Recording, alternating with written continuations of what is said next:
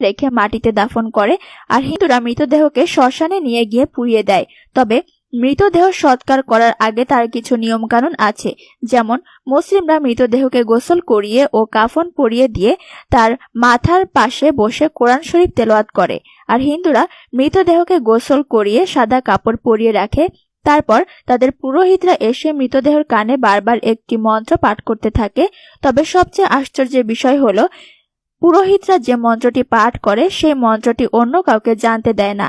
এই মন্ত্রটি সকল হিন্দুদের কাছে গোপন করা হয়েছে, কারণ এই মন্ত্রটি যদি সবাই জেনে যায় তাহলে কেউ আর এই হিন্দু ধর্ম পালন করবে না। এবার ভারতের এক হিন্দু পুরোহিত এই মন্ত্রটির রহস্য ফাঁস করলেন।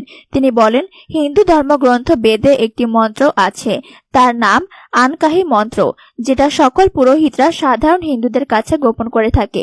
এই মন্ত্রটি সংস্কৃত ভাষায় আছে, যার বাংলা অর্থ হলো, এই ভক্ত, লা ইলাহা পড়লে তোমার পাপ মোচন হয়ে যাবে, আর আল্লাহকে তোমার সৃষ্টিকর্তা মেনে নিলে তোমার পরিত্রাণ হয়ে যাবে, আর চিরজীবনের জন্য তুমি স্বর্গ লাভ করবে।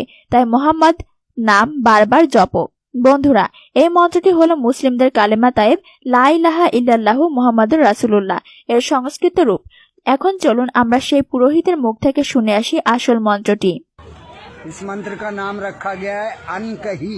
अनकही। हाँ, यानी किसी से कहा नहीं जा सकता, ऐसा छुपाया गया है इस मंत्र।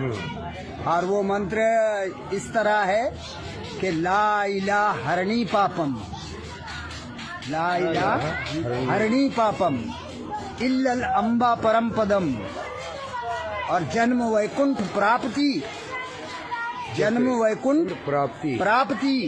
तो जपे नाम मुहम्मदम सल्लल्लाहु अलैहि वसल्लम।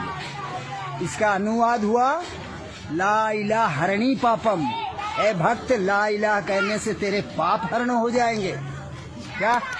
इल्लल अम्बा परम पदम, और अल्लाह को पैदा करने वाला मान लेने से तुझे परम पदी मिल जाएगी। हाँ। और जन्म वैकुंठ प्राप्ति, और हमेशा के लिए स्वर्ग प्राप्त करना चाहता है, जन्नत हासिल करना चाहता है, तो जपे नाम मुहम्मदम, तो मुहम्मद साहब के नाम वाला कलमा जप ले, वो है ला इलाहा इल्लल्लाह मुहम्मदुर রাসূলুল্লাহ সাল্লাল্লাহু আলাইহি ওয়াসাল্লাম। বন্ধুরা, দেখলেন তো এই পুরোহিতটি কিভাবে হিন্দু ধর্মগ্রন্থ বেদের সেই মন্ত্রটি উচ্চারণ করে তার ব্যাখ্যা করে দিলেন।